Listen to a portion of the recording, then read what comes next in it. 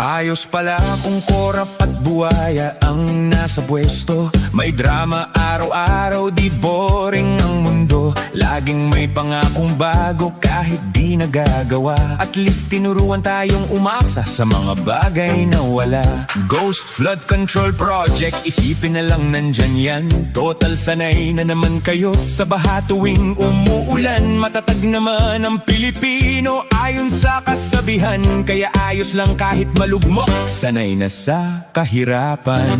Krisis, taas presyo, babasahod, huwag nang magreklamo. Ang tawag dyan ay survival training para sa mga Pilipino. Sinasanay lang tayo ni boss na magsaing ng alikabok. Para sa panahong gipit ang sikmuray, Matibay na't subok, walang mga bagong ospital. ayos lang, walang problema. Mag-isip ka lang ng mind over matter. Habang nagkakasakit ka, Mamitas ka lang ng herbal dyan sa gilid ng kanal. Huwag nang bawasan ang perang nanakawin para lang pampagamot sa ospital.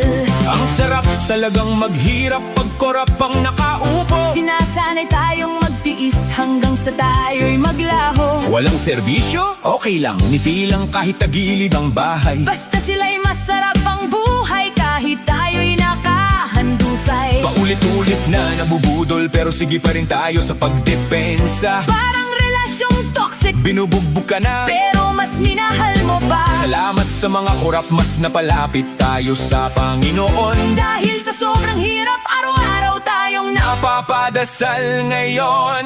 Boto'y ginawang raffle pero kinabukasan ng bansa ang taya. habang tayo'y nananahimik, sila'y nagnanakaw at malaya. Kapag bulag-bulaga ng tao, sinong huling luluha? Hindi lang trilyon ang kinuha, Pati pangarap, tinunaw na. Habang tayo nag-uupakan, depensa sa kurap na politiko. sila na may nag-uunahan sa paglimas ng kaban ng gobyerno. Gising-gising din pag may time, baka tayo'y nananaginip lang. Mahirap magising kung ang bayang mahal mo'y Isanla na sa utang.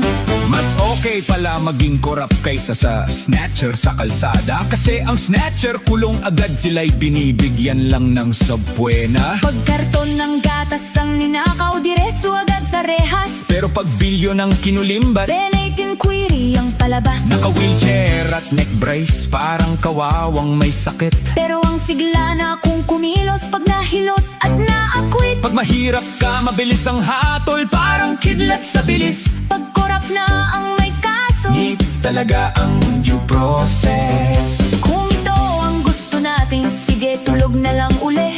Sanay naman tayong maging fanbase ng mga buhayang mapagkunwari. Harap-harapan ng ginagago, Kayo pa ang galit sa pumupuna. hater daw ang tawag sa ating naghahanap ng hustisya. Basta may ayuda at konting grocery, sapat na ang lahat. Kahit 4 na taon nang niloloko, okay lang basta may selfie sa sikat. Hanggang sa isang araw, pati pag-asa mo ay maisangla. Saka ka na magtatanong, Bakit ba ako naging kawawa?